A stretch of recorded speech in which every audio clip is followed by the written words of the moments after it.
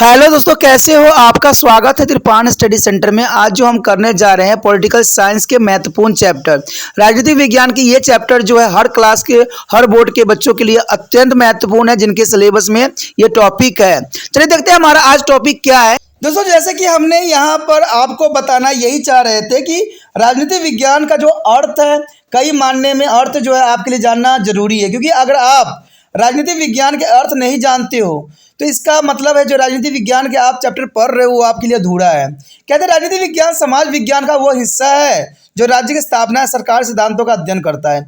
यानी देखा जाए तो यहाँ पर जो है सारी थ्योरीज जो है हमारे गवर्नमेंट के ऊपर ही आधारित होती है या राज्य के ऊपर आधारित होती है।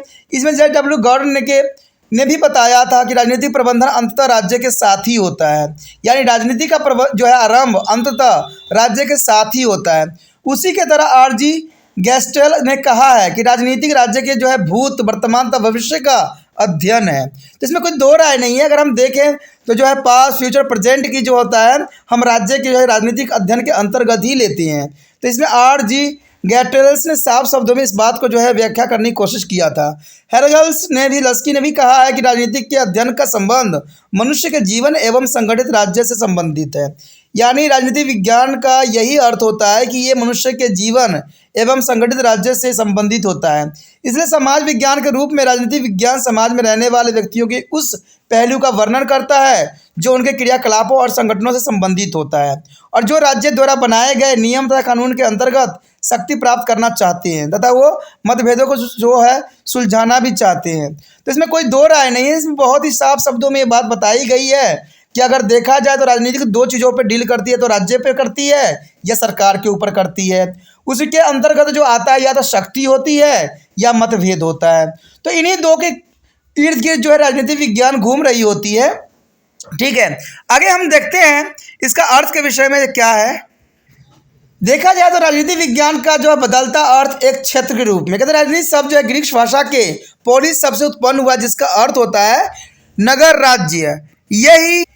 यही कारण है कि उनके जो है विशेषज्ञ ने राजनीतिक विज्ञान के राज्य या सरकार के संदर्भ में इसको परिभाषित करने की कोशिश किया है। यद्यपि यही परिभाषा राजनीति के लिए जो है पुण्य नहीं है, क्योंकि राजनीति का संबंध शक्ति से होती है। लासवेल और जो है कपलान ने राजनीतिक विज्ञान को परिभाषित करते हुए कहा भी था कि यह सत्ता के आकार देने तथा उनमें भागीदारी का अध्ययन होता है। यानी कोई भी सत्ता होता है हम उसको आकार देते हैं और उसके अध्ययनों पर जो है विशेष जोर देते हैं। एक शब्द में कहा जा सकता है कि राजनीतिक राज्य तथा सत्ता दोनों का अध्ययन ही कराता है। यानी राजनीतिक विज्ञान जिस शक्ति से संबंध रखता है वह प्राय न्याय संगत शक्ति होती है। यानी इस शक्ति में कोई तरह की बुराई नहीं होती है, क्योंकि आपको पता है कि राजनीतिक में हर जो है रूल रेगुलेशन एक सिद्धांत सब जो है न्याय संगत के रूप में ही बनाई जाती है।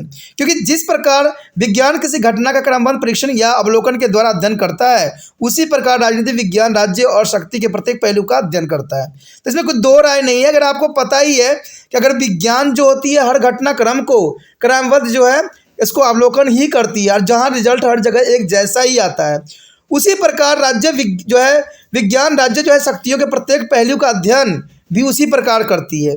इसलिए राजनीति इसे विज्ञान के रूप में परिभाषित किया जाता है। कहते हैं अगर हम देखें तो राज्य और सत्ता के बारे में अधिक अध्ययन जो है इस पाठ में हम जानने की कोशिश करेंगे और समझने की कोशिश करेंगे। कहते हैं राजनीतिक विज्ञान का संबंध जो अनुभावों तथ्यों तो नियमात्मक समस्याओं दोनों से ही होती है।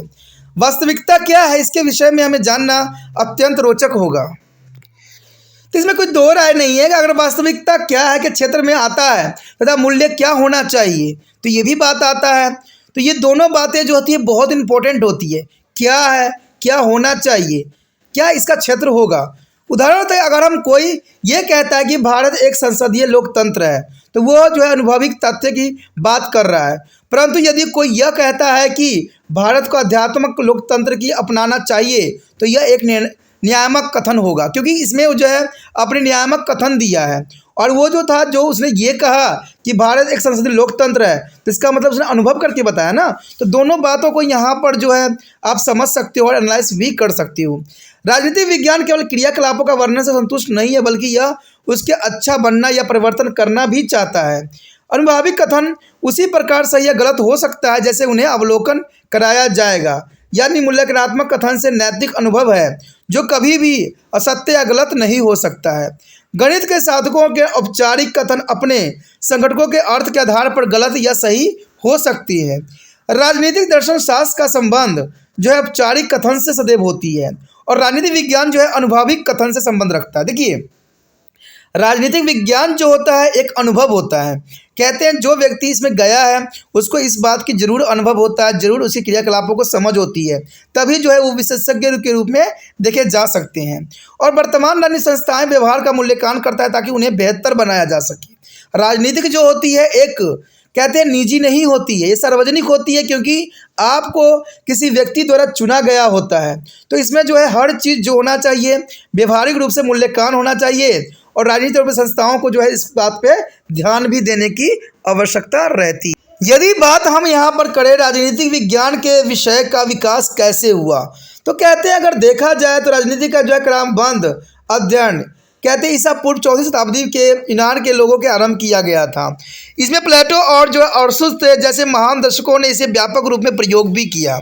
ठीक है, क्योंकि इन्होंने जो है राजनीतिक विज्ञान के विषय में विस्तार पूर्वक चर्चा किया। अरस्तुस ने राजनीतिक विज्ञान के लिए मास्टर विज्ञान भी कहा जाता है, यानी कहा जा सकता है कि पॉलिटिकल साइंस के फादर जो हैं अरस्तुस को ही माना गया है, क्योंकि इन्होंने जो है राजनीतिक विज्ञान के विषय में बहुत विस्तार पूर्वक चर्चा किया। इसलिए फादर ऑफ पॉलिटिकल साइंस है अरस्तुस, यानी अरस्तुस को ही फादर ऑफ जो है राजनीतिक विज्ञान कहा जाता है। इनके अनुसार कहते हैं कि अंतर्गत न केवल राज्य संस्था आते हैं बल्कि इनमें परिवार, संपत्ति और अन्य समाज संगठन को भी सम्मिलित किया गया है। ग्रीक लोगों के लिए राजनीतिक विज्ञान सभी गतिविधियों को सम्मिलित करता है। अगर ग्रीक लोगों की हम बात करें तो राजनीतिक में हर एक पहलू को वो लेके चलते हैं। राजनीतिक विज्ञान के प्रति जो है प्राचीन ग्रीक चिंतक दृष्टिकोण मुख्यतः नैतिक होती है, यानी ये नैतिकता पर आधारित होती है। अब सोचोगे नैतिकता क्या है, तो सत्य के पे कह सकते हो, साधारण लैंग्वेज में से सत्य भी कह सकती हो, यानी अच्छाई पे आधारित थी। इसके विपरीत प्राचीन रोमन चिंतक विचारों में राजनीतिक जो थी वैधानिक पक्ष शासन के लिए अधिक महत्वपूर्ण था। इसका मतलब यही हुआ कि उसमें वैधानिक पक्ष शासन के लिए महत्वपूर्ण था। इसका अर्थ यही लिया जा सकता है कि उस समय जो है पिता के बाद पुत्र को ही शासन का मुख्य अध्यपति समझा जाता था। यानी मध्यकाल में राजनीतिक विज्ञान का चर्च के जो है धार्मिक आदेशों की एक शाखा बन गई थी और उस समय राजनीतिक सत्ता जो है चर्च की प्रभुता के अधीन भी थी। अगर देखा होगा, अगर हिटलर के जीवन के विषय में पढ़ा होगा तो आपको ये बात स्पष्ट याद होगा कि हिटलर जब वहाँ पर जो है अपना राजगद्दी स्थापित किया था तो सबसे पहले उसने चर्च को ही खुश किया था, क्योंकि उसको पता था कि चर्च को अगर वो अपने अधीन कर लेगा तो उसका शासन पद्धति जो है आसान हो जाएगा। इसलिए उसने चर्च पे हर तरह की जो है स्वतंत्रता दे दी थी, तो इस वजह से जो है उसका शासन काफ़ी अच्छा भी चला था। तो ये बहुत इंपॉर्टेंट होती है कि वहाँ पर अगर देखा जाए अगर मध्यकाल में तो राजनीतिक विज्ञान में चर्च का जो है बहुत ही महत्वपूर्ण योगदान था। सारे राजनीतिक जो थे चर्च के अधीन ही घूमते थे और चर्च ही जो था जो निर्णय ली जाती थी वो चर्च के अधीन ही निर्णय ली जाती थी। यहाँ पर अगर बात हम देखें तो एक जो है आम आदमी राजनीति के प्रायः दलगत राजनीति में ही जोड़ता है, यानी देखा जाए तो एक आदमी जो है राजनीतिक चीज़ों से ही जुड़ा हुआ रहता है। परंतु राजनीति विज्ञान के विद्यार्थी होने के नाते हम यह जानते हैं कि राजनीति इससे कहीं ज़्यादा विस्तृत है। यानी राजनीतिक अगर आप बात करोगे तो राजनीतिक हर क्षेत्र में दिखेगा, चाहे पारिवारिक क्षेत्र हो चाहे संसार की क्षेत्र हो, हर जगह आपको राजनीति की विस्तृत जो है रूप देखने को मिलेगा। यह राज्य और शक्ति का जो है क्रमबद्ध अध्ययन कराता है, यानी देखा जाए तो राज्य और उसकी शक्ति का जो है इसमें अध्ययन करने को मिलेगा, क्योंकि राज्य है तो उसकी शक्ति भी जरूर होगी। राज्य के कार्य में विस्तार और जटिलता के साथ साथ राजनीति विज्ञान ने व्यवहारिक और पंथ निरपेक्ष रूप धारण कर लिया है, यानी आज पंथ निरपेक्ष जो है इसका रूप बदल गया है। देखा जाए तो आज राजनीतिक जो है किसी एक व्यक्ति के इर्द गिर्द ही घूमता है और इसमें जो है बहुत से लोग सम्मिलित होते हैं।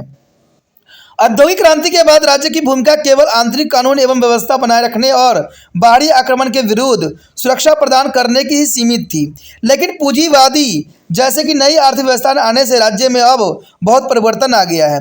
यानी पूंजीवादी ने उनके विचारधाराओं को जो है बिल्कुल ही बदल के रख दिया। पूंजीवादी ने जो पहले हमारे थे कृषिवादी पे हम चलते थे, आज हम पूंजीवादी के ऊपर अपना जीवन बिता रहे हैं। इसका अर्थ यही हुआ कि हमें जितना हो सके अपने सामानों को विदेश में संचालित करके हमें जो है पूंजी कमाने के लिए अग्रसर हैं। तो ये बहुत बड़ी बात आ जाती है यहाँ पर।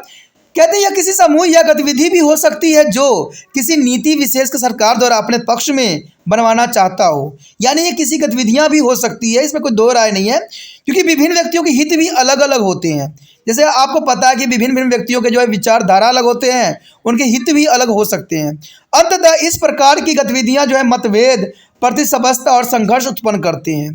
तो ये तो राजनीतिक में आम बात होती है कि जहाँ पर आपको जो है गतिविधियां, मतभेद, प्रतिस्पर्धा और संघर्ष सदैव ही देखने को मिलेगा ही मिलेगा। परंतु राजनीति के एक विशेष गुणों में सरकार द्वारा बल प्रयोग शामिल भी होता है। लेकिन सरकार के पास ये बात बहुत ही जरूरी है कि उनके पास शक्तियां होती है और शक्तियां के द्वारा जो है वो बल प्रयोग करके अपनी बातों को मनवा भी सकते हैं। तो वो जो है कुछ कहा जाए तो एडिशनल इनके पावर होते हैं, जिसके बारे में हम अगले चैप्टर में व्याख्या करेंगे। यदि बात करें हम दूसरे विश्व युद्ध की समाप्ति के बाद, अगर आपको याद होगा कि दूसरा विश्व युद्ध जो हुआ था 1939 से लेकर 1945 तक युद्ध ये लड़ा गया था, ठीक है। राजनीति विज्ञान का एक नया रूप ही व्यवहारिकवाद दृष्टिकोण के रूप में उदय हुआ। यानी दूसरा विश्व युद्ध समाप्ति के बाद जो है राजनीतिक में बिल्कुल ही जो उथल पुथल हो गया था, और यहाँ पर जो है व्यवहारिकवादी दृष्टिकोण का रूप का जो है उदय हुआ। अमेरिकी राजनीतिक विज्ञान के जो है 1950 तथा 1960 के दशक में व्यवहारवादी आंदोलन ने राजनीतिक जो है वैज्ञानिक पक्ष पर विशेष बल भी दिया गया था। भौतिकी तथा वनस्पति विज्ञान जैसी प्राकृतिक विज्ञान की विधि के अनुसरण वे लोग राजनीति के एक आदर्श नमूना बनाना चाहते थे। यानी अगर जैसे आपको पता ही है कि भौतिक और जो है वनस्पति विज्ञान एक प्राकृतिक विज्ञान के रूप में लिया जाता है, उसी प्रकार से जो है इन्होंने राजनीतिक विज्ञान को आदर्श नमूना बनाना चाहते थे। यानी आदर्श मूलक जो है विज्ञान बनाने के पक्षगर थे। देखा जाए तो व्यवहारिकता में ये अनुभववाद समस्याओं को प्रेरित एक सिद्धांत का प्रतिपादन सदैव करता है। जो प्रेरक विधि को मानते हैं वो अवलोकन, परीक्षण तथा अध्ययन के बाद ही किसी परिणाम तक ये पहुंच पाते हैं। उदाहरण था जब दक्षिण अमेरिका के अफ्रीका और अमेरिका यानी स्वयं वर्ण निवासियों को जो है डेमोक्रेटिक पार्टी के मत देते हुए देखा गया, तब इसमें परिणाम पहुंचने की अफ्रीका लोग अमेरिका के काले रंग वाले लोगों को भी मत देते हैं। यानी अगर आप अमेरिका के राजनीतिक पढ़े होंगे तो ये आपको एहसास होगा कि यहाँ पर जो है डेमोक्रेटिक पार्टी को जो है दोनों गोरे और काले दोनों ही व्यक्ति वोट दिया करते थे। तो इससे ये साबित होता है कि उनको जो है एक ऐसे नेता की आवश्यकता है जो उनको सही रूप में जो है उनको इंसाफ दिलवा सके या उनको बातों को जो है सरकार के समक्ष रख सके। इसलिए ये दोनों ने जो है वोट एक ही रूप में दिया था। तो ये अमेरिका का जो है राजनीति की बात इसे यहाँ पर आती है। कहते हैं व्यवहारवादी दृष्टिकोण ने राजनीतिक संस्थाओं एवं ढांचों की गतिविधियों की तरह अपना ध्यान हटाकर उनके कार्य की ओर सदैव केंद्रित किया। इसमें कोई दो राय नहीं है कि व्यवहारिकवादी दृष्टिकोण से राजनीतिक संस्थाओं के ढांचों की गतिविधियों की तरफ अपना ध्यान हटाकर कार्य की ओर केंद्रित किया। और ये दृष्टिकोण राजनीतिक गतिविधियों के राजनीतिक संस्थाओं के नियंत्रित करने वाले या तो महिला थे या पुरुष कर्मियों की गतिविधियों, उनके कार्य शैली एवं व्यवहार का अध्ययन करने पर बल दिया गया। यानी देखा जाए तो जो राजनीतिक विज्ञान है वो कहते पुरुषों के और महिलाओं के गतिविधियों और कार्य कौशल व्यवहारों का अध्ययन पर जो है मेनली उन्होंने बल दिया। इसे विचारों के अध्ययन की अपेक्षा तथ्य, साक्ष्यों और व्यवहारों को अध्ययन का स्थान भी दिया गया। वही स्वीकार करते हैं कि व्यवहार के माध्यम से जो राजनीतिक गतिविधियां स्पष्ट होती है वो ही राजनीतिक विज्ञान की एक विषय वस्तु के रूप में देखा जा सकता है। यानी व्यवहार के माध्यम जो राजनीतिक गतिविधियां स्पष्ट होती है वही जो होती है वो विषय वस्तु के रूप में देखना एक आम बात बन गई। राजनीतिक गतिविधियों के अंतर्गत किसी व्यक्ति द्वारा चुनाव लड़ना भी हो सकता है। यानी राजनीति में अगर आप गए हो तो इसमें जो है आपको चुनाव लड़ना ही पड़ेगा, ये प्रावधान है। इसमें सरकार द्वारा जो है भौतिक बल का प्रयोग को ही सम्मिलित किया गया है। कहते हैं कभी कभी जो है सरकार द्वारा भौतिक बल का भी प्रयोग किया जाता है और ये प्राय देखने को मिलता ही है। कहते हैं सरकार द्वारा बनाई गई संतुलित नीति तथा उसके अभाव को भी राजनीतिक विज्ञान से अपने अध्ययन के क्षेत्र के अंतर्गत ही लिया जाता है। यानी सरकार ने जो संतुलित करने के लिए नीति बनाई है वो सारे इसी के अंतर्गत घूमते हैं। राजनीति को एक ऐसी प्रक्रिया के रूप में भी जाना जाता है जहाँ व्यक्ति, समूह अथवा समुदाय अपने निर्धारित किंतु जो है विरोध मूलक उद्देश्य की पूर्ति के लिए प्रयास सदैव करते ही रहते हैं। राजनीतिक एक प्रक्रिया के रूप में सूत्रों को अधिकरण पूर्ण निर्धारित करने का सदैव प्रयत्न भी करता है, इसमें कोई दो राय नहीं है। कहते हैं राजनीति जो है संरचनाओं, संस्थाओं और प्रक्रियाओं तथा गतिविधियों का अध्ययन करते हैं। अगर आप राजनीतिक विज्ञान के स्टूडेंट हो तो आपको ये साफ शब्दों में समझ होनी चाहिए कि राजनीतिक सदैव जो है संरचनाओं, संस्थाओं, प्रक्रिया और गतिविधि का ही अध्ययन पर बल देता है, संभावना की मान्यता देता है। और 19वीं शताब्दी के जर्मन दर्शी कार्ल मार्क्स के लेखकों से भी गई मार्क्सवादी विचारधारा का मानना है कि राजनीति उन दो वर्गों के बीच कभी भी नहीं न समाप्त होने वाले संघर्ष का अध्ययन है, जिसमें एक जो है संपन्न वर्ग होता है और जिसके पास नीति, संपत्ति अथवा अंधात्व, और दूसरा विपक्ष वर्ग है जिसके पास कोई जो है निजी संपत्ति नहीं होता है और निर्धन होता है। तो इसमें कोई दो राय नहीं है। अगर आप साधारण शब्दों में जानना चाहोगे तो इसमें यही अर्थ बताने की कोशिश किया गया है कि राजनीतिक विज्ञान जो होता है दो समुदाय के बीच होता है, एक जो अमीर वर्ग होता है और एक जो होता है गरीब वर्ग। कहते हैं अमीर वर्ग जो होता है शासक बनता है और गरीब वर्ग के ऊपर राज्य करता है। ये तो जनरली आपने देखा ही होगा कि अमीर व्यक्ति ही आज राजनीतिक के जो है सत्ता का केंद्र बिंदु बन गए हैं और आम लोग जो होते हैं वो उनको वोटिंग करते हैं, उन्हीं को जिताते हैं और बाद में क्या होता है कि ये बड़े बड़े लोग जो होते हैं इन्हीं पर राज कर रहे होते हैं, यानी गरीब पे ही राज करना इनका हो जाता है मतलब। तो इसमें कोई दो राय नहीं बताया जा सकता। कहते हैं हम इन दो वर्गों के क्रमश अगर शोषक तथा शोषित भी कह सकते हैं, यानी देखो एक होगा शोषक, एक होगा शोषित वर्ग। तो इसमें दो राय नहीं माना जा सकता है क्योंकि एक जो होता है शोषण करता है, एक जो होता है शोषित होता है। विपन्न वर्ग का जो उदार केवल आंदोलन द्वारा ही हो सकता है, जिससे निजी संपत्ति जैसे संस्था समाप्त हो जाएगी और जिससे वर्ग समाज का जो है अंत भी होगा। वर्गविहीन समाज की स्थापना होगी, परंतु मार्क्सवादी विचारधारा के विपरीत एक ऐसा दृष्टिकोण भी है जिसके उदारवादी दृष्टिकोण भी कहते हैं, जिसके अनुसार राजनीतिक समन्वय तथा समायोजन के मध्य से न्याय और व्यवस्था पर भी आधारित शासन स्थापित करने का प्रयास भी हो सकता है। परंतु संयोग से जो है राजनीतिक मार्क्सवादी विचारधारा और राजनीतिक उदारवादी विचारधारा की प्रक्रिया के रूप में विकसित हुई है। अगर आपने मार्क्सवादी की विचारधारा पढ़े होते तो इस बात का जो है आपको पुण्य ज्ञान भी होता, क्योंकि मार्क्सवादी विचारधारा जो थी सबसे अलग थी। यदि यहाँ पर हम बात करें राजनीतिक विज्ञान तथा राजनीतिक में अंतर, देखिए राजनीतिक विज्ञान और केवल राजनीति, तो ये दोनों वर्ड जो है बहुत ही इंपॉर्टेंट है। अगर बात करें राजनीतिक विज्ञान तथा राजनीतिक प्राय एक दूसरे के स्थान पर प्रयोग हो सकते हैं और इन दोनों शब्दों के बीच अंतर समझना जरूरी भी है। कुछ विद्वानों ने राजनीति को विज्ञान तथा सरकार की कला भी कहा है, जबकि यह राजनीति विज्ञान की व्याख्या का केवल एक सिर्फ हिस्सा मात्र ही माना जा सकता है। आजकल राजनीतिक शब्द का प्रयोग एक अथवा अनेक रूपों में जनता की समस्याओं को हल करने वाले तंत्र के रूप में होने लगा है, यानी जनता की जितनी भी समस्याएं हैं राजनीतिक नेता ही इसको सलूशन करेंगे। तो इस बात में राजनीतिक कहा जाता है। किसी भी समय में और आज भी शक्ति पाने तथा उसे बनाए रखने की तकनीक को ही राजनीतिक कहा जाता है। यानी राजनीति को देखा जाए तो ये सिर्फ एक सीट के लिए ही संघर्ष होता है, यानी सीट अगर प्राप्त होगा तो उनको पावर प्राप्त होगी, अगर पावर प्राप्त होगा तो वो जनता पर राज करेंगे। तो यही विचारधारा से जो है वो सभी जो है राजनीतिक के में जो है उतरना चाहते हैं और सीट प्राप्त करना चाहते हैं। कहते हैं अगर सीट प्राप्त करने के लिए वो हर संभव कोशिश करते हैं, चाहे इवन जो है लोगों में लड़ाई भी क्यों ना करवाना पड़ जाए तो वो उसके लिए भी तैयार रहते हैं। तो इसी के लिए इसको जो है पॉलिटिकल कहा जाता है। कहते हैं अनेकों राजनीति जो वैज्ञानिकों के अनुसार राजनीति विज्ञान का अध्ययन के अंतर्गत राज्य के सिद्धांत, संप्रभुता, शक्ति की अवधारणा, सरकारों का स्वरूप एवं कार्य प्रणाली, कानूनी निर्माण तथा लागू करने की प्रक्रिया सम्मिलित होती है। यानी देखा जाए तो इसमें हर चीज़ जो है रूल रेगुलेशन सम्मिलित होती है, चाहे वो सिद्धांत हो, संप्रभुता, शक्ति की अवधारणा हो, सरकार का स्वरूप हो या कार्य प्रणाली हो, या कानून का निर्माण हो, लागू करने की प्रक्रिया हो, चुनाव हो, राजनीतिक दल हो, नागरिकों का अधिकार, कर्तव्य, पुलिस की कार्य प्रणाली एवं सरकार की कार्य प्रणाली गतिविधियाँ, सारे कुछ इसमें सम्मिलित होती है। तो सारे के सारे जो होते हैं राजनीति विज्ञान के अंतर्गत ही आता है और ये सारी चीज़ें जो होती है जनता पर लागू होती है, जनता पर ही इसका प्रभाव देखने को सदैव मिलता है। राजनीति का एक दूसरा पहलू ये भी है जिसमें समझने की ज़रूरत है। कई बार राजनीति का अर्थ प्रायोगिक राजनीति से लगाया भी गया है कि राजनीतिक जो है एक तरह का प्रायोगिक है जहाँ पर प्रयोग सदैव होती ही रहती है। राजनीति का प्रयोग राजनीति का अध्ययन से भिन्न भी माना गया है।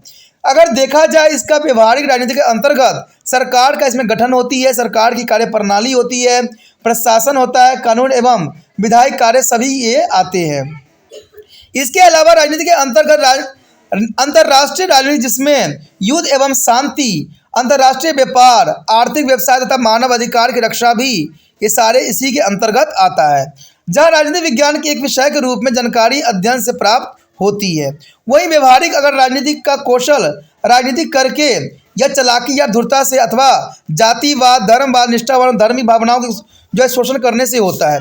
जैसे कि मैंने आपको पहले ही बता दिया है कि राजनीति का मतलब ही होता है कि ये एक गंदा खेल होता है, जहाँ पर जो है बड़े बड़े नेता जो होते हैं आम जनता पर हर संभव राज्य करने की हर एक धूर्त प्रयासों का जो है कोशिश करते हैं, चाहे वो चालाकी हो, चाहे वो जातिवाद हो, चाहे धार्मिक निष्ठा हो या धार्मिक भावनाओं को साथ शोषण करने की बात हो, वो हर संभव कोशिश करते हैं, क्योंकि उनका दायित्व सिर्फ यही होता है सीट प्राप्त करना। कहते हैं एक बार सीट प्राप्त हो गया तो वो 5 साल तक जो है अपने जीवन जो है सुखमय परिस्थिति में बिता सकते हैं। इसलिए हर कोई राजनीतिक में जो है सीट प्राप्त करने के लिए इवन घर तक भी बेच देते हैं, क्योंकि उनको पता है कि अगर एक घर मैं बेच दूंगा, अगर मुझे विजय प्राप्त हो गई तो मैं न जाने ऐसे 50 घर भी मैं खरीदने के लिए अग्रसर हो सकता हूँ। तो अगर आप देखोगे तो यही बात सच्चाई भी है, और ये सभी आम आदमी की सोच के में इसको गंदा खेल या भ्रष्ट प्रक्रिया भी कहा जाता है। आम व्यक्ति से अगर पूछोगे तो यही बात वो बताएंगे कि राजनीति एक बहुत ही गंदा होता है, और ये गंदा ही खेल माना गया है, क्योंकि यहाँ पर कोई किसी का नहीं होता है। कभी वो इस दल में होते हैं तो कभी उस दल में होते हैं। कहते हैं मुसीबत पड़ते ही सब के सब जो है दूसरे दल में पहुँच जाते हैं, और जैसे वहाँ पर वो दल कमज़ोर पड़ता है तो दूसरे दल के हाथ पकड़ लेते हैं। तो इसमें कोई किसी का भी नहीं है। कहते हैं जिसके पास सत्ता है वही सबका जो है फादर है। परंतु हम जानते हैं कि शायद ही ऐसे मानव समूह समाज में जो राजनीति से बचे हुए हों, शायद ही ऐसे व्यक्ति हो जो राजनीति के खेल को उलझाने या प्रभावों को न जानते हों। कहते हैं व्यवहारवादी राजनीति के कई सकारात्मक पक्ष भी हो सकते हैं, तो इसमें कोई दो राय नहीं है। कहते हैं जो अच्छा करता है तो उसको हम सकारात्मक रूप में ही ले सकते हैं। आज के कार्य प्रणाली युग में इसके अनेक उदाहरण देखने को आपको मिल सकता है, जैसे अदृश्यता निवारण, भूमि सुधार, बंधुआ मजदूरों की मुक्ति, मानव श्रम के जो है विक्रय पर प्रतिबंध, बेकार जो है रोकना, न्यूनतम मजदूरी निर्धारण, रोजगार के अवसर प्रदान करने वाले कार्यक्रम, अन्य पिछड़ी जातियों का जो है सशक्तिकरण आदि। तो ये सारे के सारे अगर आपने देखा होगा तो ये उन रूल रेगुलेशन के नाम है जो राजनीतिक नेताओं द्वारा बनाई गई थी, जिसमें जो है आम गरीबों को जो है शोषण को विरुद्ध ये सारे रूल रेगुलेशन बनाए गए थे। लेकिन कहा जाए तो ये सिर्फ एक रूल रेगुलेशन भी बनाए गए थे, लेकिन आज भी अगर देखोगे तो बंधुआ मजदूरों की संख्या आज भी उतना ही है जितना पहले थी। कहते हैं मानव श्रम की देखोगे तो मानव श्रम की जो है बेशक कार्य बढ़ गए हैं, लेकिन उनको सही समय पे वेतन नहीं मिलता है। कहते हैं न्यूनतम मजदूरी की निर्धारण बेशक सरकार ने कर दिया है, लेकिन आज भी जो है व्यक्ति जो है न्यूनतम मजदूरी के निर्धारण से भी नीचे जो है पगार प्राप्त करते हैं। तो ये सारे रूल रेगुलेशन सरकार के द्वारा ही बनाई गई थी, जिसमें जो है आम लोगों के संरक्षण करने की वचनबद्धता दी गई थी। लेकिन अगर सही मायने में देखा जाए तो ये बातें सिर्फ एक मिथ्या ही सिद्ध हुई है। वास्तविकता में देखा जाए तो आज हर क्षेत्र में आम गरीबों का शोषण हो रहा है, और इसमें अगर पुलिस पे आप जाओगे भी तो इसका कोई रिएक्शन आपको देखने को नहीं मिलेगा, क्योंकि अगर पुलिस के पास जाओगे रिपोर्ट बेशक लिख लेंगे आपके ज़बरदस्ती कहने पर, लेकिन इसमें कोई रिएक्शन नहीं लिया जाएगा। वो दूसरे पार्टी से पैसा लेके ये जो है बातों को तहस नहस करके रख देती हैं। तो इसलिए कहा जाता है कि सरकार की तरफ हर रूल रेगुलेशन बनाई गई है, लेकिन इसको सख्ती से रूल रेगुलेशन को लागू नहीं किया जाता है। कहते हैं जो बड़ा है वही सदैव महान होता है। तो यही बात पे यहाँ पर चलता है सभी बातें। कहते हैं राजनीति समाज तथा संस्थाओं में होने वाली वास्तविक घटनाओं की प्रक्रिया से ये सारी बातें संबंधित है, जिसे राजनीति विज्ञान एक क्रमबद्ध तरीके से समझने का सदैव प्रयास किया जा सकता है। अगर देखा जाए हम अगले पॉइंट की बात करें तो इसमें यही बात स्पष्ट रूप से आती है कि राजनीति विज्ञान का क्षेत्र कहाँ है, किस किस क्षेत्रों में जो है राजनीति विज्ञान अपना दबदबा बना रखा है। कहते हैं यहाँ हम राज्य की भूमिका, सरकार की कार्य प्रणाली तथा जनता के साथ इसके संबंधों के राजनीति विज्ञान के क्षेत्र के अंतर्गत अध्ययन कर रहे हैं। तो इसमें सबसे पहली बात तो यही आती है कि राज्य की क्या भूमिका हो सकती है। तो हम यहाँ पर जो है सभी की भूमिका के विषय में विस्तार पूर्वक चर्चा करने की कोशिश करेंगे। कहते हैं राज्य शब्द का पहली बार आधुनिक संदर्भ में जो है प्रयोग इटली के राजनीतिक मैकियावेली ने किया था, जो कि कहते हैं 1469 से लेके यानी 1469 टू 1527 तक जो किया था। उस समय से हर राजनीतिक विज्ञान का अध्ययन करते समय मुख्य रूप से राज्य का ही अध्ययन करता है। यानी जब से इन्होंने जो है मैकियावली ने अपना अध्ययन किया उस समय से लेकर जितने भी राजनीतिज्ञ हुए सब के सब जो है राज्य के ऊपर ही अपना अध्ययन फोकस किया। इन्होंने बताया था कि राज्य के प्रमुख 4 तत्व होते हैं। एक तो जनता होती है, दूसरा भूभाग जहाँ जनता निवास करती है, तीसरा जो होती सरकार जो जनता के लिए कायदे कानून बनाती है, और चौथा देखा जाए संप्रभुता जिसके अंतर्गत निर्माण या मामलों को व्यवस्थित करने की स्वतंत्रता प्राप्त होती है। अब इन चारों तत्व के बारे में विस्तार से जो है आगे अध्ययन करेंगे। ठीक है, सबसे पहली बात तो यहाँ यही आती है कि राज्य के आधार तथा भूमिका के बारे में विभिन्न धारणाएं यहाँ पर प्रस्तुत की गई है।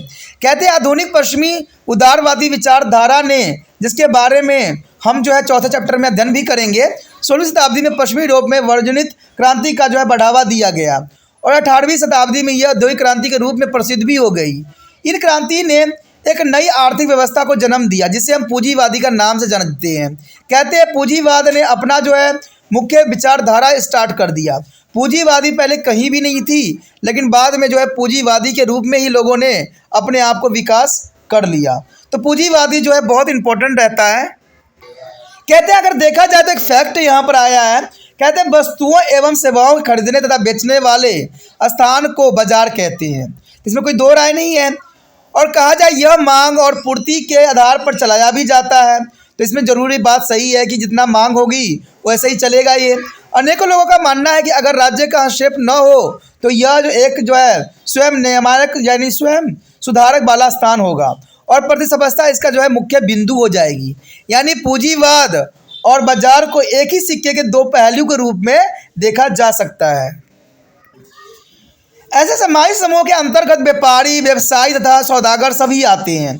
यानी अगर देखा जाए तो इसमें के अंतर्गत जो है व्यापारी, व्यवसायी और सौदागर ही आते हैं, और फिर भी उद्योगपति भी आते हैं जिन्हें बुजुर्गा वर्ग भी कहा जाता है, जो इस व्यवसाय के मुख्य लाभयोगी भी होते हैं। उदारवादियों का मानना है कि जनता की राय लेना राज्य का मुख्य आधार माना जाता है। आरंभिक उदारवादी विचारकों का कहना है कि राज्य एक आवश्यक बुराई है और एक बुराई, परंतु ये जो आवश्यक भी है ताकि व्यक्तियों को बाहरी और आंतरिक शत्रुओं से बचाया भी जा सकता है। यानी बुराई होने के बावजूद भी जो है इसमें रक्षा की भावना बनी रहती है। कहते हैं इस मत के अनुसार एक अच्छी सरकार वह है जो कम से कम शासन करती है। दूसरे शब्दों में राज्य को एक पुलिस राज्य होना चाहिए, परंतु सीमित होना चाहिए। यह एक दूसरे अर्थ में अगर सीमित होना ही चाहिए, जैसे कि 17वीं शताब्दी में मशहूर अंग्रेजी उदारवादी दार्शनिक जॉन कॉल्क ने कहा कि राज्य को केवल व्यक्तियों की प्राकृतिक अधिकार जैसे जीवन, स्वतंत्रता और संपत्ति की रक्षा करनी चाहिए। तो यही जो है मेन आधार बनाया गया था। एक फैक्ट के रिगार्डिंग यहाँ पर बात आती है कि प्राकृतिक अधिकार वो अधिकार हैं जो व्यक्तियों के जन्म के साथ ही प्राप्त होती है। तो प्राकृतिक आधार के रूप में इसको देखा भी जा सकता है, इसलिए उन्हें ईश्वर के द्वारा प्रदान किए गए अधिकार कहते हैं। यानी जो परमात्मा ने जिसको जहाँ जन्म दिया है उसको उसी प्रकार के जो है संपत्ति और अधिकार मिल जाता है। राज्य की उत्पत्ति से पहले व्यक्ति ने इन्हें प्राप्त कर लिया था, क्योंकि राज्य इन अधिकारों को नहीं दिया है, इसलिए वे राज्य इन अधिकारों को छीन भी नहीं सकता है। तो सच्चाई है कि जो किसी को कुछ दे नहीं सकता तो छीनने का अधिकार भी उसके पास नहीं होना चाहिए। तो इसमें जो सबसे बड़ी बात यही आता है कि व्यक्तियों का जो अधिकार है, जो संपत्ति उसको मिलती है, जो अधिकार दिया जाता है वो जन्मजात ही होती है। तो इसमें राज्य का इसमें कोई तरह का जो है हस्तक्षेप नहीं होना चाहिए। हम जो आगे मार्क्सवादी के जो दृष्टिकोण होंगे उसके हम आगे चैप्टरों में करेंगे, तो वो चैप्टर आपके लिए अत्यंत महत्वपूर्ण रहेगा। कहते हैं राज्य एक निष्पक्ष संस्था नहीं है, यानी राज्य देखा जाए तो एक तरफा नहीं है, निष्पक्ष नहीं है। इस दृष्टिकोण वाले लोगों का मानना है कि सदियों से राज्य धनी लोगों के हाथों में एक हथियार है जिसे गरीबों का शोषण किया जाता है। तो इसमें कोई दो राय नहीं है, ये तो सच्चाई है। और इस बात को जो है हम भी मानते हैं, क्योंकि आपको पता ही होगा कि ये जितने भी राजनीतिक नेता होते हैं सब के सब अमीर दल से ही होते हैं, अमीर घराने से ही होते हैं। गरीब से कोई भी जनता खड़ी नहीं होती है।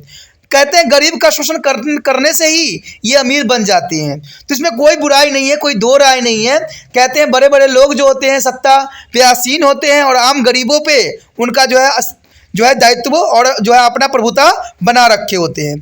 दूसरी ओर गांधीवादी दृष्टिकोण का मानना है कि स्टॉलशिप की व्यवस्था द्वारा लोगों को अस्तित्व को बचाया जा सकता है और इसके द्वारा जो है निर्धनतापूर्ण पुरुष और स्त्रियों को सहायता भी प्राप्त होनी चाहिए।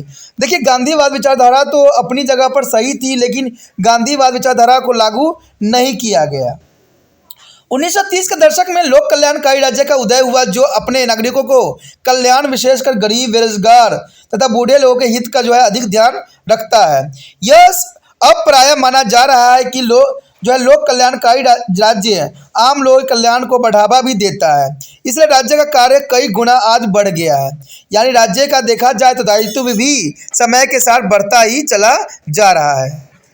एक फैक्ट के अनुसार कहते हैं, राज्य जनता के ट्रस्टी के रूप में कार्य करता है। यानी राज्य जो होता है, एक तरह से देखा जाए तो एक ट्रस्टी के रूप में कार्य करता है, अर्थात इसके पास जनता की शक्ति एक ट्रस्ट के रूप में होता है, यानी जनता के कल्याण के लिए होना चाहिए। यानी जो भी कार्य कहते राजनीतिक नेता करना चाहते हैं वो सब जनता के कल्याण में होना चाहिए। लेकिन कहते ना, एक बार जब हम सत्ता पे आसीन हो जाएं तो जनता तो पता नहीं कहाँ चला गया, ये वो कभी सोचते ही नहीं है। सिर्फ अपनी भलाई हो चाहता है उनमें कि उनका कैसे भलाई हो जाए, अगले जगह जो स्थान पे कैसे उनका विजय होगा, इसके सोच में वो लगे रहते हैं। जनता की कभी सोचती नहीं है। अगर जनता का सोचते तो आज देश का ये हाल नहीं हो रहा होता। इसे जनता की शक्ति वहीन विषय नहीं समझना चाहिए, बल्कि उन्हें शासन में सह शासक समझना चाहिए। लेकिन ऐसा कोई नहीं मानते हैं कि शक्तिहीन ही मानते हैं, इनको सह शासक नहीं मानते हैं। अगर राजनीतिक नेता उनको सह शासक मान लेते तो आज इनकी दुर्दशा कुछ इस तरह नहीं होती। शक्ति का तात्पर्य एक व्यक्ति की उस क्षमता से है जो दूसरे व्यक्ति की क्रियाओं एवं आचार व्यवहारों को सदैव प्रभावित करती है। मैं आपके ऊपर अधित्व रखता हूँ यदि मैं आपसे वह कार्य कराने में सफल हूँ जो आप अपने आप नहीं करते हैं। परंतु शक्ति का प्रयोग हमेशा ही खुलेआम नहीं होता है। इसका प्रयोग गुप्त रूप से भी किया जा सकता है, जैसे कि कार्यक्रम पर नियंत्रण। यद्यपि शक्ति का सबसे अच्छा प्रयोग तब माना जाएगा जब मैं आपको मनवा सकूँ और आपके लिए क्या अच्छा तथा क्या बुरा है इस बारे में आप सोच सको। तो ये बहुत ज़रूरी बात है, तभी शक्ति का प्रयोग होता है। शक्ति का प्रयोग का मतलब दोस्तों यही होता है कि आपके लिए क्या अच्छा और क्या बुरा है आप उसको परख सको, यही सबकी सब अच्छाई होती है। इस तरह ये मेरा आप पर पुण्य अध्यापित ऐसे प्रभुता को कभी चुनौती नहीं दी जा सकती। यानी अगर आपको समझ बूझ है तो चुनौती नहीं दी जा सकती। आपको पता है कि हमारे देश में बहुत सी जनता लालचों के एक पुटली में आ जाते हैं, जहाँ पर हर एक राजनीतिक नेता उनको बेवकूफ़ बना रहे होते हैं। लालच की होती है वो लालच की पिटारा खोलते रहते हैं और उसी लालच के पिटारा में वो लोग फंसते चले जाते हैं। वो कभी विवेक से नहीं सोचते हैं कि इसका प्रभाव हमारे दैनिक जीवन पे क्या होगा। सरकार की शक्तियों के बारे में अध्ययन करते समय हम सरकार के विपक्ष पक्षों पर ध्यान केंद्रित करते हैं। हम मंत्रियों की बात करते हैं जिसके पास अपने क्षेत्र संबंधी विभाग तथा उससे संबंधित शक्तियां होती हैं। इसमें कोई दो राय नहीं है। आपको पता है कि बहुत से मंत्री होते हैं, उनके विभाग होते हैं, लेकिन अगर आप देखोगे तो कहते हैं ये अपने विभाग में कभी भी नहीं जाते हैं। अगर कभी चले जाते हैं तो एक टीवी पर ब्रेकिंग न्यूज आ जाता है कि मंत्री जो थे अपने विभाग में जाके वहाँ पर कार्य में कार्यरत व्यक्तियों के सुध ले लिया। अब ये इसको ब्रेकिंग न्यूज़ बनाने की क्या आवश्यकता है, क्योंकि वो तो उनका अधिकार था, उनको दायित्व था कि अपने विभाग में जाके अपने कार्यभार को सही सुचारू से चलाएं। तो इसमें ब्रेकिंग न्यूज़ देने की क्या ज़रूरत था। और ये उनका कर्तव्य था कि 100 साल के बाद वो वहाँ पर जा रहे हैं, अपने कार्यालय में जाते हैं। तो ये तो बहुत बड़ी विडंबना हो जाती है ना। तो यही बात यहाँ पर बताने की कोशिश किया गया है कि जो हम मंत्रियों की बात करते हैं जिसके पास अपने क्षेत्र संबंधी विभाग होते हैं, उसे संबंधित शक्तियां भी होती है। जनता के ऊपर शासन करने के लिए नौकरशाही तथा विशाल सरकारी प्रशासन भी व्यवस्था होता है। सरकार विभिन्न प्रकार के कानूनों का प्रावधान प्रशासन द्वारा उन्हें हमारे जीवन पर नियंत्रण बनाए रखने के लिए सदैव करती है। तो उनका तो नियंत्रण हम पे होती है, लेकिन हमारा नियंत्रण उन पे नहीं होता है, क्योंकि वो कोई ना कोई अपनी रूप रंग बदल लेते हैं। यहाँ एक बात ध्यान देने योग्य है कि शक्ति का अस्तित्व केवल उत्तर स्तरीय समाजी जीवन से संबंधित लोगों जैसे सरकार, प्रशासन अथवा चुनावों से है आदि में नहीं दिखाई देती है, बल्कि इसे छोटे स्तर पर परिवार जैसे इकाइयों से भी देखा जा सकता है। नारीवादी आंदोलनकारी का मानना है कि जब पुरुष व्यक्तित्व जीवन के महिलाओं के ऊपर शक्ति अथवा प्रभुता का सदैव प्रयोग करता है, तो इसमें कोई गलत बात नहीं है। पुरुष अपनी व्यक्तिगत जीवन की महिलाओं के ऊपर हमेशा प्रभुता का प्रयोग करते ही है। अंततः ठीक ही कहा गया है कि व्यक्तिगत भी राजनीतिक हो सकती है। कहते हैं एक अन्य विचारणीय बात यह है कि वैध अवैध शक्ति में भी विभिन्नता देखा गया है। तो वैध शक्ति जो सरकार के रिगार्डिंग रूल कानून के अनुसार होता है, अवैध शक्ति जो इसके विपरीत होता है। कुछ ऐसी ही शक्ति होती जिसे न्याय संगत अथवा उचित कहा जाता है, परंतु कुछ शक्ति ऐसी भी होती जिसे न्याय संगत भी कहते हैं अगर एक डकैत की शक्ति जिसने मुझे अपने कब्जे में कर लिया है वास्तविक है, क्योंकि अगर मैं उसकी इच्छाओं के विरुद्ध जाऊंगा तो वो मुझे मार भी सकता है, ऐसा शक्ति को जो है न्याय संगत नहीं कहा जा सकता। इसके विपरीत सरकारी प्रतिनिधित्व, पुलिसकर्मी या न्यायाधीशों द्वारा प्रयोग की गई शक्ति को उचित अथवा एवं न्याय संगत भी माना जाता है। तो इसमें कोई बुराई नहीं है। देखिए, क्योंकि वो पुलिस है, अधिकारी हैं, ठीक है, न्यायाधीश हैं, वो तो सारे के सारे फैसले जो होते हैं अपने विचारधाराओं से करते हैं, तो उसको न्याय संगत ही माना जाएगा। ठीक है, डकैत की शक्ति अवैध थी जबकि सरकार की शक्ति वैध होती है। संवैधानिक सत्ताधारी द्वारा प्रयोग की गई शक्ति का सत्ता ही कहते हैं। आज जो अगर देखा जाए तो जो अवैध कार्य होते हैं वो वैध रूप से ही की जाती है, जो गलत होती है उसको न्याय संगत ही किया जाता है। तभी तो कहते हैं इन पे कोई कदम नहीं उठाई जाती है। सत्ता में शक्ति का वैधता दोनों ही नीति होती है, इसलिए सत्ता शक्ति का एक रूप है जो न्याय संगत तथा उचित भी है। कहते हैं यह शक्ति के साथ साथ वैध भी मानी जाती है। तो ये बहुत बड़ी बात यहाँ पर आ जाती है। हमारा दूसरा पॉइंट जो है नागरिक और सरकार। देखिए, नागरिक और सरकार क्या है। कहते हैं सरकार जो है राज्य का सर्वाधिक महत्वपूर्ण तत्व माना जाता है, जिसके द्वारा राज्य अपने उद्देश्य की पूर्ति भी करता है।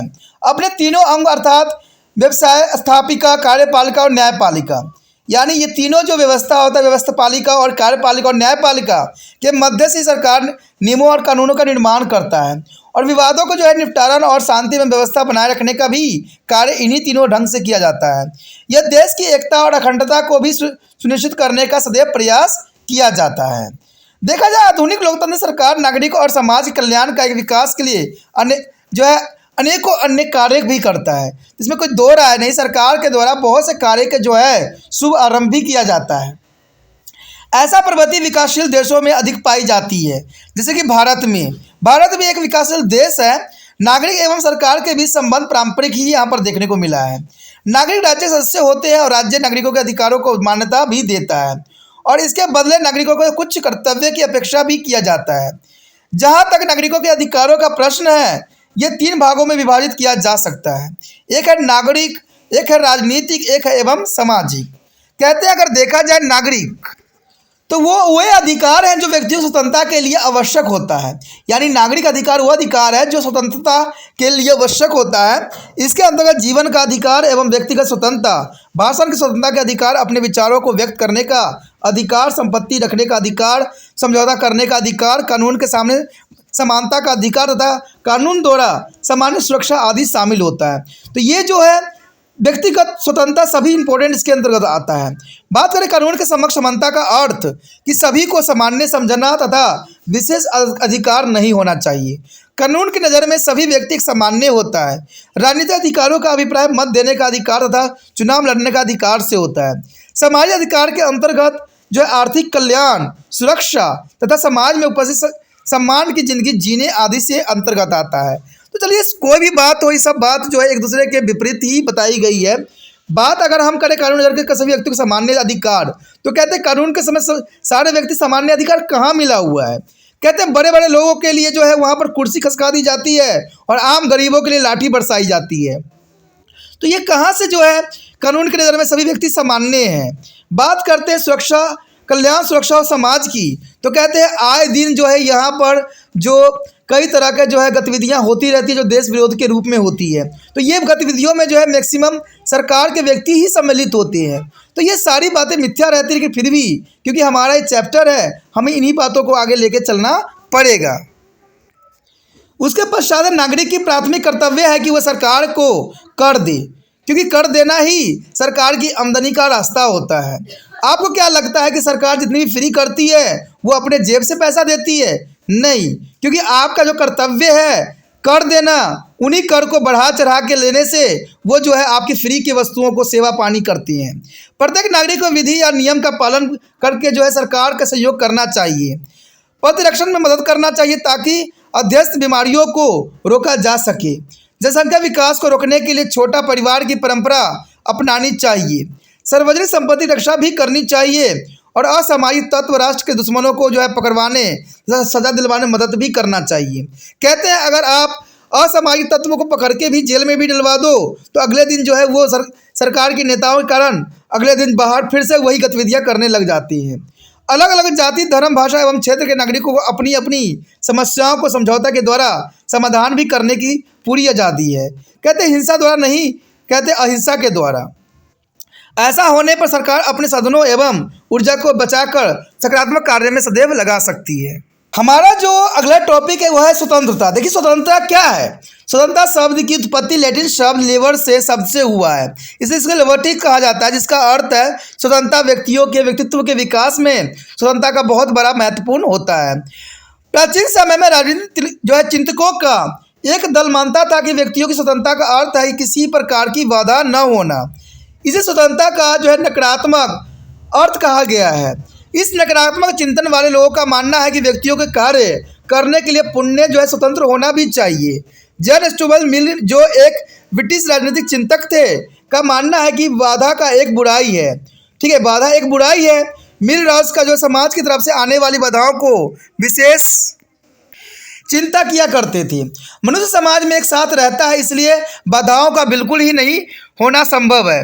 यानी अगर आप एक साथ रहते हो तो बाधाएं होना कतई असंभव है तथा रेखा जड़ित में भी होना नहीं है।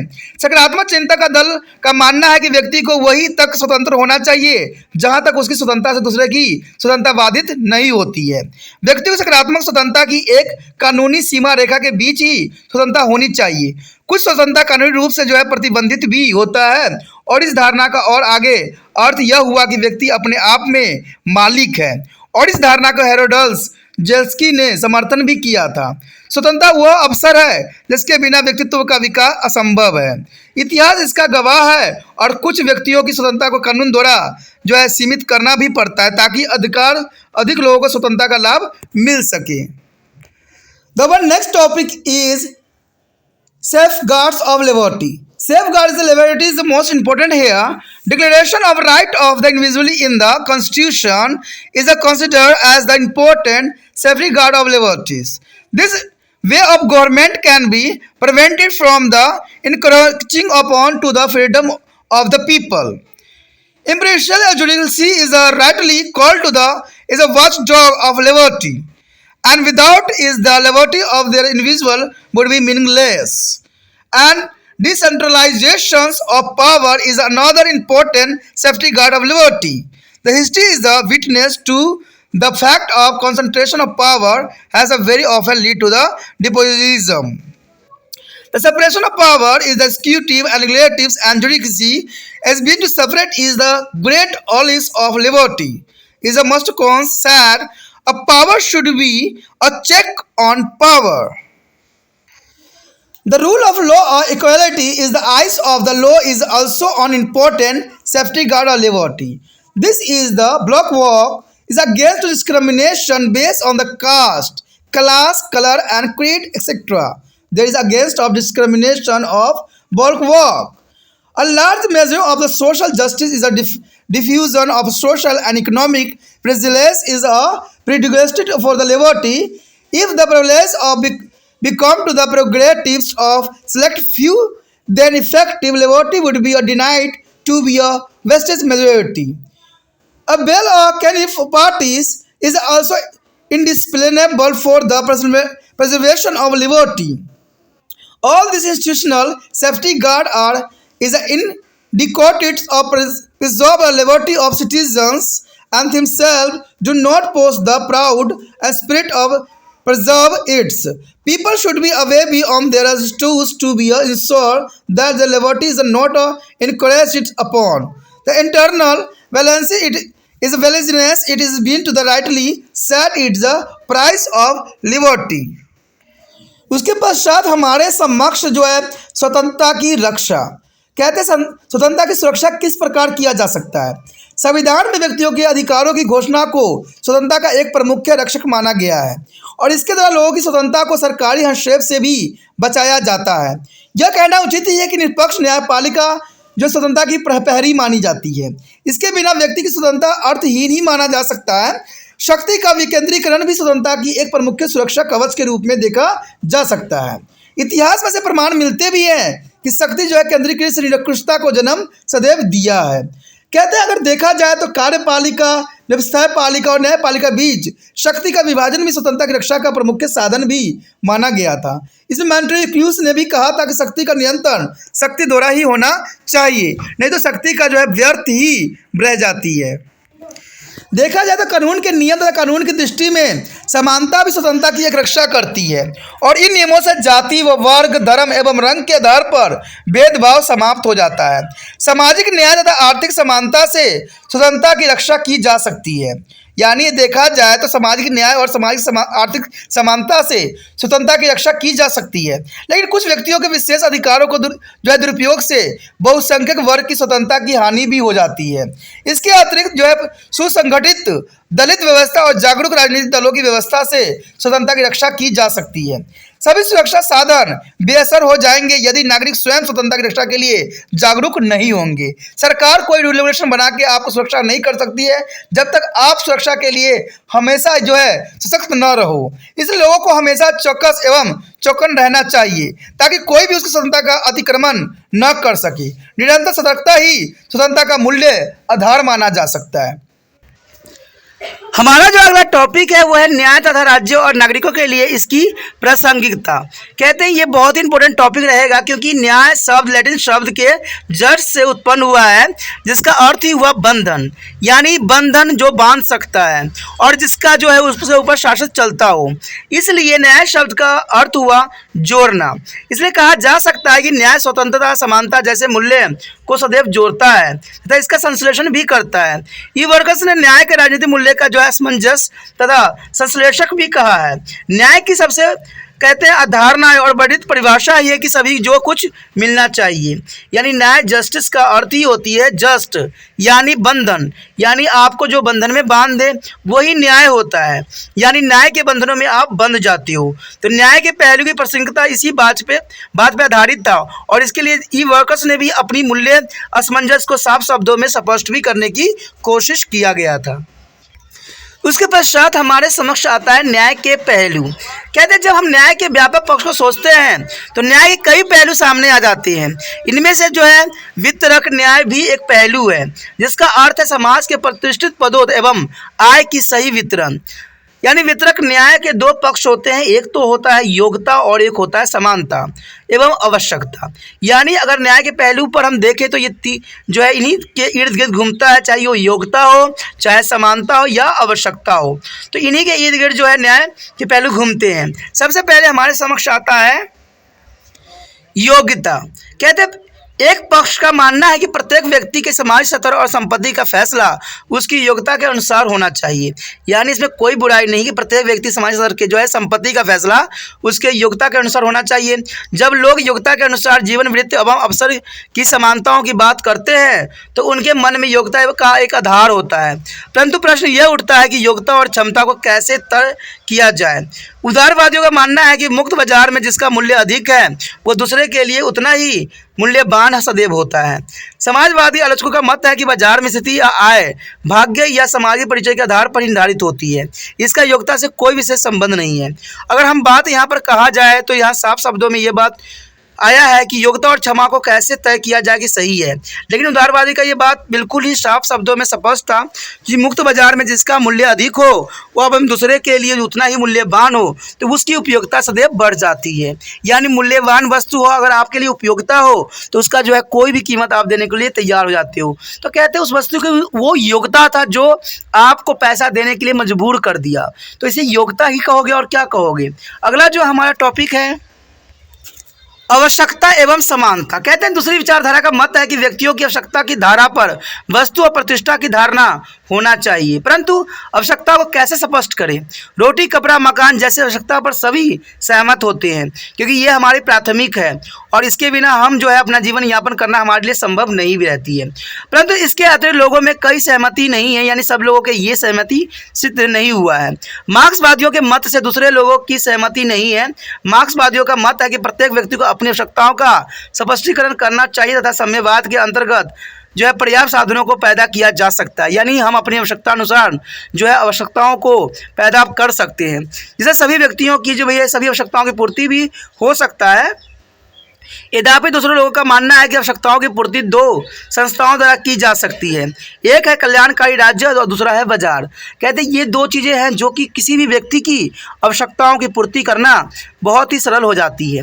कुछ ऐसी आवश्यकता भी होती है जिसके कल्याणकारी राज्य पूरा कर सकते हैं तथा दूसरे आवश्यकताओं की पूर्ति बाजार द्वारा की जा सकती है। अब अगला पॉइंट हमारा जो आता है अवसर की समानता। अवसर की समानता क्या है? कहते हैं ना किसी कार्य के लिए एक अवसर की ज़रूरत होती है, यानी एक मौका। ठीक है, यहाँ पर अवसर का अर्थ होता है मौका। परिश्रमी की पहचान व्यवहार की पहचान की समानता नहीं होती है, अर्थात प्रयास की परिस्थिति को ध्यान दिए बिना प्रत्येक व्यक्ति को जो है बराबर मजदूरी एवं व्यवहार कैसे मिल सकता है। उदाहरण बिना उसके प्रश्न उत्तर को देखे तथा जांचे प्रत्येक विद्यार्थी को 60 नंबर कैसे मिल सकता है। जब तक हम प्रश्न उत्तर को ना देखें, जब तक हम क्वेश्चन को एनालाइज ना करें, तब तक हम किसी भी विद्यार्थी को पूरे मार्क्स देने के लिए हम वचनबद्ध नहीं होते हैं। तो यही बात यहाँ पर आया कि प्रत्येक जो है पुस्तक के बिना जांच के ही हम कैसे जो है 60 मार्क्स दे सकते हैं। इससे साफ शब्दों में ये बात जाहिर होती है कि अगर हम बिना पुस्तक चेक किए ही हम किसी विद्यार्थी को जो है नंबर का आंकलन नहीं कर सकते हैं। अच्छा यही होगा कि जिस विद्यार्थी ने बढ़िया लिखा हो उसे अच्छे अंक मिलने ही चाहिए, क्योंकि जिसने जैसा लिखा है उसी प्रकार से जो है अंक का भी निर्धारण होता है। यह समानता के अनुरूप ही होगा। इसी प्रकार समाज में कुछ लोगों की जो है आमदनी अधिक है तथा कुछ की कम है। ऐसी स्थिति में समानता का उल्लंघन नहीं होता है अगर नीचे लिखे दो शर्त पूरा हो जाए तो। पहला तो शर्त यही होगा विशेष अधिकार का न होना, दूसरा है अवसर की समानता। अगर हम बात करें पहले पॉइंट की जिसमें कि विशेष अधिकार का न होना है, तो देख विशेष अधिकार का न होने का समानता की शक्ति सदैव मिलती है तथा इसके विपरीत विशेष अधिकार होने पर असमानता को सदैव ही बल मिलता है। इसका अर्थ यह हुआ कि किसी व्यक्ति को दूसरे की जो है हमें अपेक्षा अधिक अवसर नहीं देना चाहिए। विशेष अधिकार असमानताओं की स्थिति उत्पन्न सदैव कर देती है और तथा इस प्रक्रिया में समानता को हानि सदैव पहुंचती है। अवसर की समानता से तात्पर्य यही होता है कि प्रत्येक व्यक्तियों को सार्वजनिक पदों या कार्यालयों में एक सामान्य प्रवेश मिले। भारत में अवसर की समानता का सबसे अच्छा उदाहरण है जो है संघ लोक सेवा आयोग, यानी यूपीएससी का जो एग्ज़ाम होता है, अगर वहाँ देखा जाए तो हर विद्यार्थी को जो है पार्टिसिपेट करने की वही अवसर होती है, चाहे वो किसी भी यूनिवर्सिटी से या जो है किसी भी यूनिवर्सिटी से जो है ग्रेजुएशन पास किया हो, उसको बराबर मौका दिया जाता है। यानी जो लोग सेवा की परीक्षा करता हो, भारत की कोई भी स्नातक चाहे उसने किसी भी विद्यालय से प्राप्त किया हो, इस परीक्षा में बैठने के पुण्य अधिकारी है। इसका मतलब इसमें ये साफ शब्दों में देखा जा सकता है कि समानता का यहाँ पर बिल्कुल जो है ख्याल दिया गया है। यानी एक ऐसा ही लोक सेवा संघ है जिसमें सारी चीज़ें होती है, जिसमें इसको हम यूपीएससी के एग्ज़ाम के नाम से भी जानते हैं। कहते हैं अगर देखा जाए तो अवसर की समानता की अवधारणा को शर्तों की समानता जुड़ी हुई होती है। यानी अवसर यानी जो है मौका, समानता की अवधारणा शर्तों की कुछ समानताओं से जुड़ी होती है।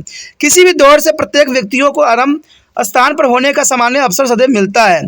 कहते हैं उसके पश्चात जीवन की दौड़ आरंभ होती है और इस दौर में कुछ प्रथम स्थान पर आएंगे और कुछ द्वितीय स्थान पर भी होंगे और कुछ जो है असफल भी होंगे। क्योंकि कहते हैं अगर हम कुछ करना चाहते हैं तो जीवन में हर तरह के पड़ाव जो है हमें देखने को मिलता ही है। जो इन पड़ावों से अलग हो जाते हैं शायद उनके जीवन का जो है आधार नहीं बन पाता है, परंतु यह समानता का उल्लंघन नहीं होगा। बहुत सारे लोगों की विश्वास है कि शर्तों की समानता को तभी प्राप्त किया जा सकता है जब प्रारंभ से जो है पिछड़े वर्गों जैसे दलित और अनुसूचित जातियों को रोजगार में आरक्षण देकर क्षतिपूर्ति की जाए, जिसके संयुक्त राज्य अमेरिका में सकारात्मक कार्रवाई कहा जा सकता है। यानी यहाँ पर अगर देखा जाए तो संयुक्त राज्य अमेरिका में जो है इन सभी जो है चीज़ों पर ध्यान दी जाती है। सामान्य शब्द को जो है समता से भी जोड़ा जा सकता है, जैसे कि सामान्य व्यवहार। निरपेक्षता के अंतर्गत एक जैसे मामलों को सामान्य रूप से देखा भी जा सकता है, अर्थात प्रासंगिक समान मामलों के सामान्य तरीकों से देखना भी ही होगा।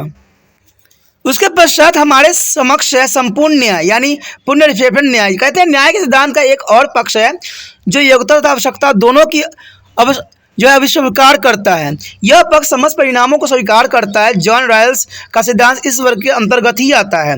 वो अपनी पुस्तक न्याय के सिद्धांत में लिखते हैं कि वस्तुओं के निर्धारण संबंधी असमानताएं उचित होती है यदि वह असमानताएं आज के पिछड़े समुदाय के हितों में कार्य कर रही हो तो।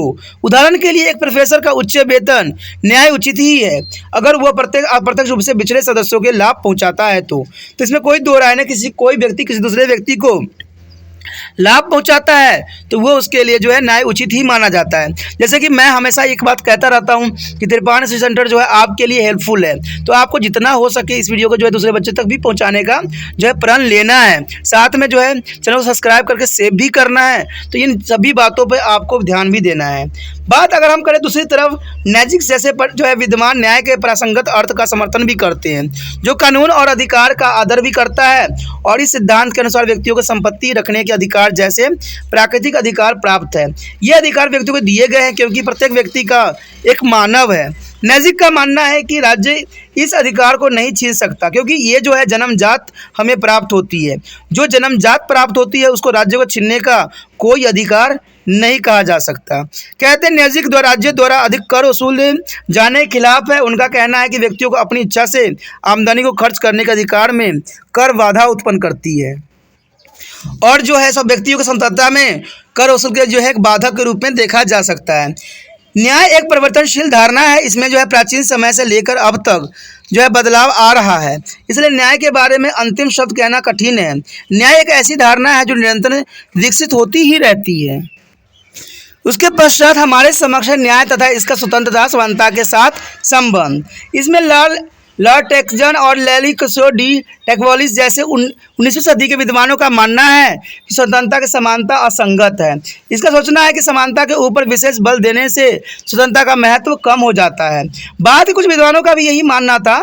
कल्याणकारी राज्य द्वारा प्रगतिशील कर वसूल को संपत्ति वाले व्यक्ति जो है स्वतंत्रता का उल्लंघन माना जा सकता है, चाहे वास्तव में कर द्वारा प्राप्त धन जो है गरीबी, बेरोजगारी, जरूरतमंद विकलांगों तथा बूढ़े लोगों की इसी सुधारने वाली योजनाओं में लगाया जाता हो। इन योजनाओं के द्वारा जो है समानतावादी समाज की स्थापना भी सदैव हो सकती है। परंपरा विरोधी स्थिति में उस समय की न्याय व्यवस्था तय करती भी है। स्वतंत्रता का जो है समानता का उचित मिश्रण क्या होगा? अंततः स्वतंत्रता का समानता न्याय दो धारणाओं में सदैव बटी रहेगी। एक तो होगा स्वतंत्रता और एक होगा समानता का उद्देश्य और न्याय की प्रणाली। तो इसी के साथ हमारा ये टॉपिक खत्म हो जाता है।